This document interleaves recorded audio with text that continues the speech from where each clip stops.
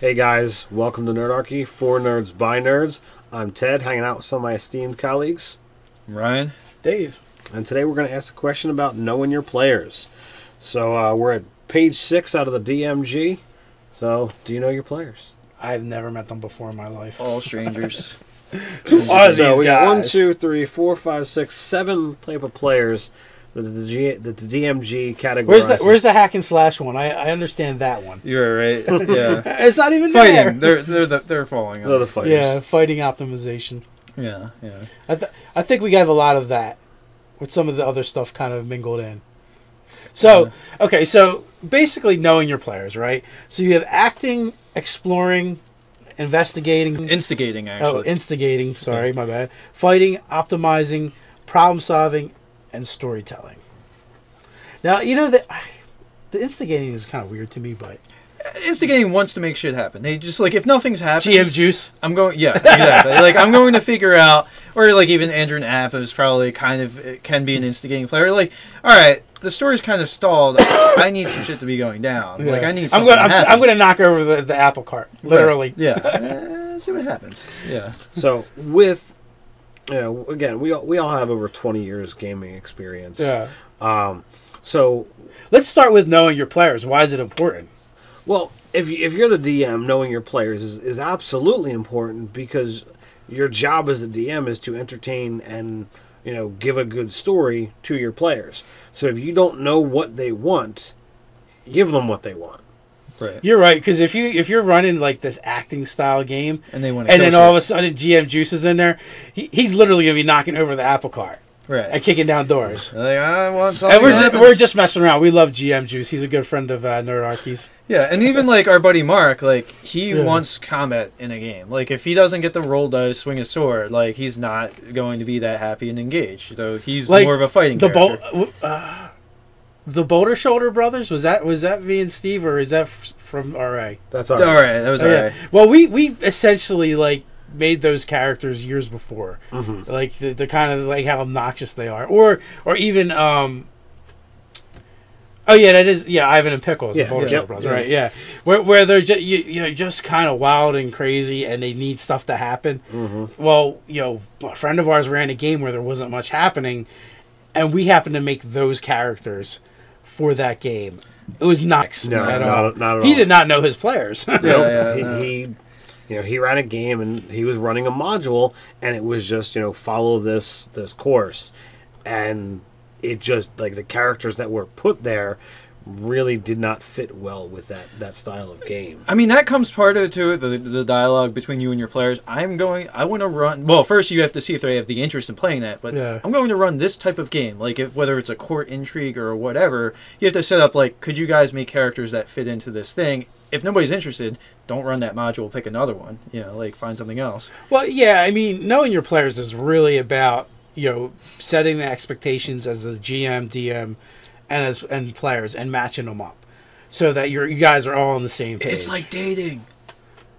It is kind of like dating. Usually a bunch of hairy dudes. Like not my thing personally, but it is. It's like figuring out like what is it that this experience that everybody can enjoy getting once a week, once a month, and like playing this game.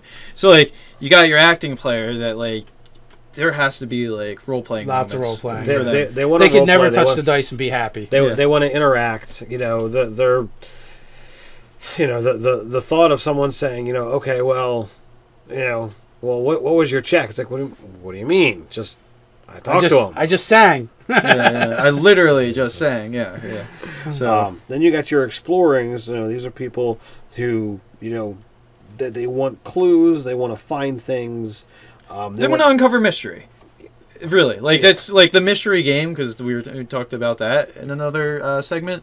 But like they want the new and interesting. Like yeah, but it's not always in the sense of like solving the problem. Sometimes it's just like they want to know what's around the next corner. They want to meet new and interesting races, charting and mapping. They want to fight new monsters. They're probably not going to stay in one town. They're like, all right, well, I've seen, move on. They're gonna uncover your world. And really, the big thing with this section too is most players don't fall into one category. No, they're usually like 20% one thing, 15% another, and they're an amalgamation of these different things.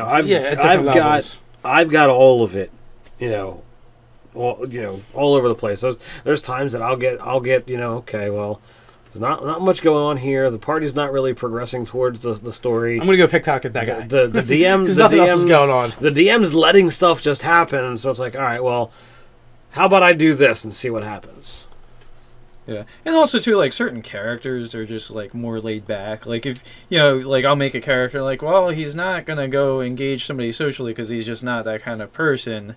So he's gonna like kind of just awkwardly stand in the corner and make inane commentary. Well, yeah, if you made Thog the barbarian, that was raised by wolves, he's not like peeing in the corner, like, really. Yeah, or maybe he is. and that's instigating, because then like something just happened, and how are you guys gonna deal with this? Yeah, there's some people that will always make an optimized character, but that doesn't mean they're not gonna role play as in the acting sense, or want to solve problems, because an optimized character is what are they optimized for? So there's a lot of leeway there, especially in systems like Pathfinder and 3.5, where you could just literally be a skill monkey, or you could be a combat machine. Yeah. Or some variation, some trade-off between the two. Yeah, absolutely. So optimization can run the gamut. Yeah, between having like the right items to really do whatever your character does, or that's really like that character likes to acquire power. They want to be better and better at that thing. Yeah, exactly. Whatever the thing is. Yeah. So that's that. We've instigating, where it's just like, all right, if it's a quiet moment, I'll flip a table, just cause. Yeah. So that's that. We have fighting, which. You could be instigating the fight, and then now you have fighting is like the tactical stuff, 4th edition. People who really like fighting probably love 4th edition. Yeah, or I mean, you just want to. I mean, and when I'm playing at the table, like only getting to play a couple of times a month, I want to have a combat or two a session at least. Yeah, but it's not just about having a combat when you're talking about the fighting group. They want tactical combat. Yeah. They want to move the minis on the board. They want to flank. They want to get high ground. They want to set up the shield wall. Yeah. I think it's more specific than just I want combat. Well, I mean that's theater of the mind versus like tactical movement. I prefer the minis on the table just because there's no ambiguity about spell radius fact and this and that. Like, so I want to know that literally, no, I am not getting my party member in this spell. FUGM. I agree. I want to absolutely know that I'm getting that guy in this spell radius. Right. Yeah, exactly. So then we have problem solving, which it goes back to like the mystery type game. Riddles and puzzles, or solving the intrigue. Like all those things kind of can fall into that. That sort of spectrum.